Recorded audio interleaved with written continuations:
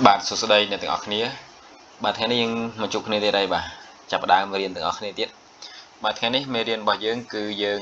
លើកយកនៅកម្រិត HSK3 មករៀនទាំងអស់គ្នាថ្ងៃនេះបាទដោយ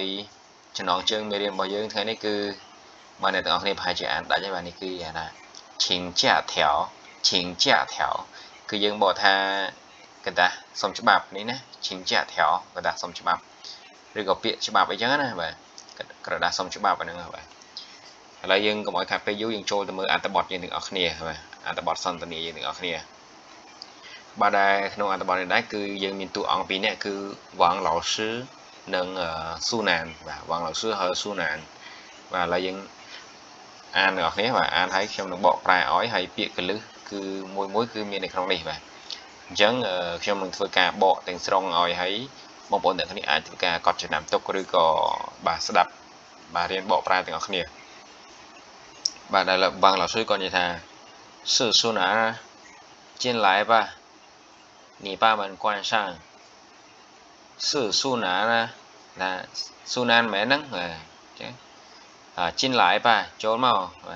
你把门关上អ្នកបិទទ្វារផងបាទ把门关上គឺបិទទ្វារអ្នកបិទទ្វារផងបាទ你把门关上បាទប៉ានេះគឺយកទ្វារបិទបាទតែយើងបកយកទ្វារបិទវាមិនត្រូវទេគឺអញ្ចឹងគឺយើងថាបិទទ្វារផងបាទហើយស៊ូណាគាត់និយាយម្ដងបាទ王老师您好我来帮大龙请假我来帮大龙请假ហ៎បាទកន្លែងនេះគឺ请假សលេងទី4ណាបងប្អូនបាទសលេងទី4តែអត់បានដូរសលេងបាទ请假បាទអញ្ចឹងលោកគ្រូវាងបាទលោកគ្រូវាងជំរាបសួរបាទនីនហៅនេះគឺជំរាបសួរនីនហៅគឺពាក្យគួរសមយើងប្រើនីនហៅបាទវ៉ាឡាយប៉ាំងតាឡុងឈិងជាខ្ញុំមកជួយតាឡុងសុំច្បាប់បាទអញ្ចឹងយើងបកមកឲ្យត្រូវគឺខ្ញុំមកជួយសុំច្បាប់ឲ្យតាឡុងបាទជួយសុំច្បាប់ឲ្យតាឡុងហើយបង老师គាត់និយាយថា怎么了ហើយគាត់យ៉ាងម៉េចហើយបាទតាឡុងនឹងយ៉ាងម៉េចហើយថាកានមកละថាកានមកละគាត់ផ្ដាសាយហើយបាទថាកានមកละគាត់ផ្ដាសាយហើយ想请2天假បាទ想请2天假ចង់សុំច្បាប់2ថ្ងៃបាទយើងអាចនិយាយថា想请假2天អត់ត្រូវទេគឺយើងនិយាយថា想请2天假បាទគឺយើងញែកកដាលដាក់ចំនួនថ្ងៃមកបាទអញ្ចឹងនេះគឺកន្លែងចំណុច请假ហ្នឹងបាទហើយបង老师គាត់និយាយទៀត有请假条吗有请假条吗បាទមានកដាស់ច្បាប់អត់បាទមានកដាស់សុំច្បាប់អត់បាទលេងបន្តទៀតហើយសុណាគាត់និយាយថាឲ្យmấy thiềnថាឲ្យmấy thiềnបាទគឺគាត់អត់តបានបំពេញទេthiềnនេះគឺបំពេញណាថាឲ្យmấy thiền我帮他填一下吧我帮他填一下吧ខ្ញុំជួយបំពេញឲ្យគាត់បន្តិចសិនបាទខ្ញុំជួយបំពេញឲ្យគាត់បន្តិចសិនហើយបង老师គាត់និយាយទៀត那边吧那边桌上放着请假条那边桌上放着请假条那边坐着那边桌上放着请假条យើងบอกថានៅលើតុខាងនោះបាទនៅលើតុខាងនោះមានដាក់នៅពាក្យកដាស់ច្បាប់បាទមានដាក់នៅកដាស់ច្បាប់នីប៉ាមីងជឺនីប៉ាមីងជឺអ្នកយកឈ្មោះ请假原因បាទ请假原因和请几天假写清楚បាទអញ្ចឹងគេบอกថាអ្នកយកឈ្មោះបាទយកឈ្មោះនិងហេតុផលនៃការសុំច្បាប់ហ្នឹងបាទ请假原因គឺមូលហេតុនៃច្បាប់បាទមូលហេតុនៃការសុំច្បាប់ហ្នឹងមូលហេតុអី和请几天假写清楚បាទនិងសុំច្បាប់ប្រហែលថ្ងៃសរសេរឲ្យបានច្បាស់បាទ写清楚បាទ写清楚ហើយសុណាគាត់និយាយថា填好了បាទបំពេញរួចហើយបាទបង老师គាត់និយាយថា我看看ណាខ្ញុំមើលសិនកាលមក了បាទផ្ដាសាយហើយ请2天假បាទសុំច្បាប់2ថ្ងៃអញ្ចឹងគាត់ត្រួតពិនិត្យមើលទៅលើ请假条ហ្នឹងណាបាទ对了有议员证明嘛对了有议员证明嘛បាទនិយាយអញ្ចឹងបាទ对了នេះគេនិយាយអញ្ចឹង有议员证明嘛មាន证明นี่คือสะบด8បាទ议员证明បាទមានសะបด8អត់បាទនិយាយចឹងមានសะបด8អត់ហើយសុណានគាត់ថា他还没去医院ណា他还没去医院បាទគាត់មិនទាន់បានទៅមន្ទីរពេទ្យទេហើយបងលោកsưគាត់និយាយទៀតណាប៉ា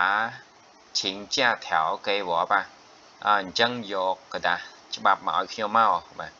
អញ្ចឹងយកអ្នកយកกระดาษច្បាប់ហ្នឹងមកឲ្យខ្ញុំមកបាទ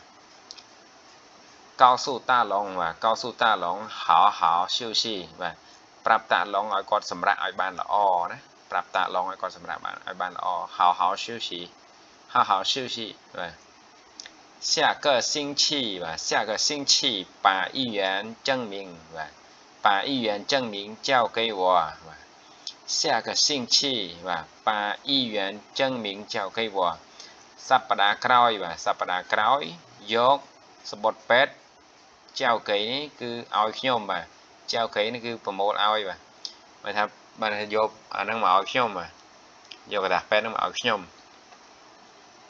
没有议员证明បាទ没有议员证明មិនមានក្រដាស់ពេទ្យបាទមិនមានសបុតពេទ្យ他的出勤分បាទ他的出勤分出勤នេះគឺ attendant គឺអីគេខ្មែរយើងហៅចុច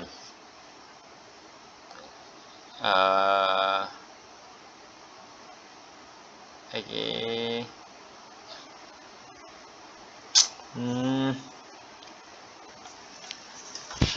ដល់កផ្លេចពាក្យហ្នឹង他的出勤分要ស្អីគេ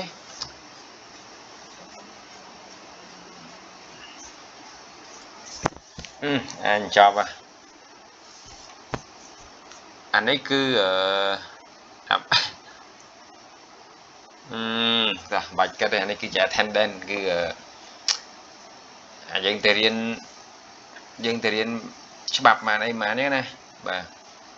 អញ្ចឹងអានេះបន្ទុក attendant របស់គាត់ហ្នឹងគឺត្រូវដក10បន្ទុកបាទត្រូវដក10បន្ទុកបើសិនជាអត់មានកតាស់8ហ្នឹង这是学校的规定这是学校的规定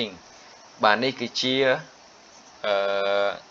ច្បាប់របស់សាលាបាទ规定នេះគឺច្បាប់បាទនេះគឺជាច្បាប់របស់សាលានិយាយបន្តទៀត还是那个他好的បាទ好的我会把您的话បាទ我会把您的话告诉大龙បាទខ្ញុំនឹងយកពាក្យសម្ដីរបស់លោកគ្រូនឹងទៅប្រាប់តាឡុងបាទវង老师再见បាទ再见បាទអត្ថបទរបស់យើងគឺមានតែប៉ុណ្្នឹងបាទហើយបងប្អូនទាំងគ្នាធ្វើការសិក្សាម្ដងហើយម្ដងទៀតទៅយើងនឹងអាចយល់ហើយបាទយើងអាចយកទៅប្រើប្រាស់បានហើយយើងទិញវាបានច្រើនបាទអរគុណ